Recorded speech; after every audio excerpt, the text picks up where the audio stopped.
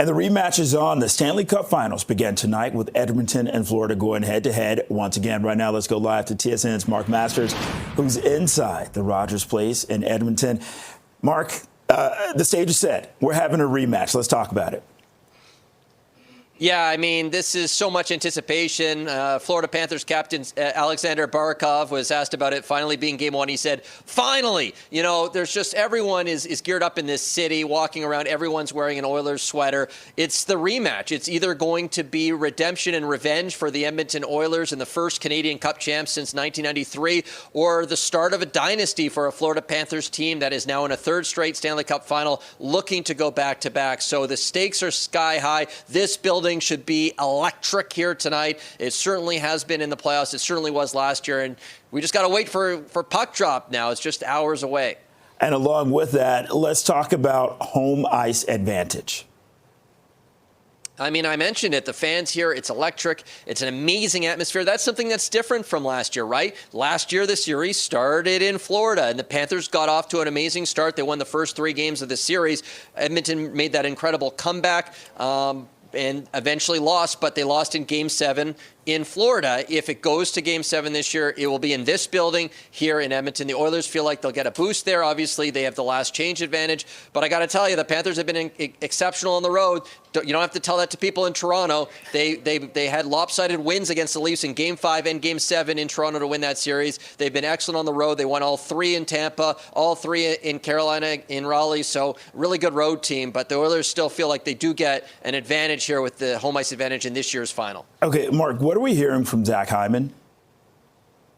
Yeah, so we actually, for the first time, he held a general media availability this morning and spoke. He confirmed it's a dislocated wrist that he suffered in the Western Conference Final. He is anticipating being ready for training camp next year. Obviously, incredibly emotional. He said Connor McDavid, the Oilers captain, a good friend of his, was the first guy to kind of comfort him after the injury was sustained. He said that's really when he broke down. He's going to do his best to be the best cheerleader, the best advice giver during this final. And the Oilers players say that they are rallying behind him right now. Connor Brown, another former Maple Leaf, goes back a long ways with Hyman. He says when you lose a heart and soul guy like that to injury, it just gives you that much more motivation to get it done. Remember, it was Zach Hyman in that devastated locker room after the Game 7 loss last year that told his teammates, we are going to be back in the final.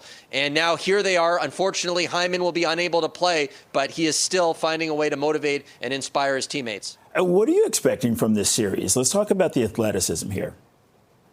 Yeah, I'm expecting it to be an absolutely incredible series. I mean, these two teams, they are the best 2 teams. I mean, sometimes you see a Cinderella story and, you know, they make it all the way to the final and they run out of steam. But these 2 teams, they're at the peak of their powers. They're deeper than last year even. Obviously, there's some new faces on both sides.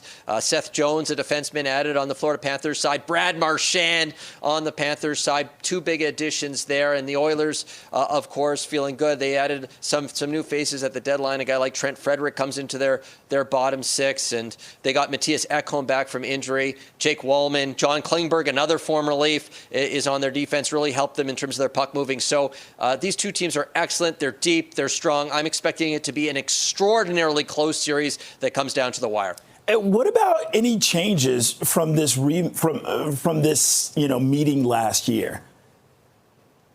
Well, a lot of players back, 30 players back from last year's final. But, I mentioned it there. A guy like Brad Marchand, he's really kind of changed things, the feel for the Panthers. They're deeper to that third line. They just were dominant against the Maple Leafs. That was one of the big factors in that series against Toronto. Brad Marchand, Anton Lundell, Eetu Luostarinen, they were excellent as the third line for the Panthers there in terms of switching momentum for Florida. They were getting matched up against the Austin Matthews line at times there and holding their own. So the Panthers have some more depth there. I mentioned Seth Jones on defense, and the Oilers really feel like those additions on the blue line I mentioned, Jake Wallman and John Klingberg, really makes them deeper on the blue line and will help their puck moving, and that will be important in terms of nullifying the Panthers' forecheck. They are a ferocious forechecking team. The Oilers feel like they are better equipped to handle that this year.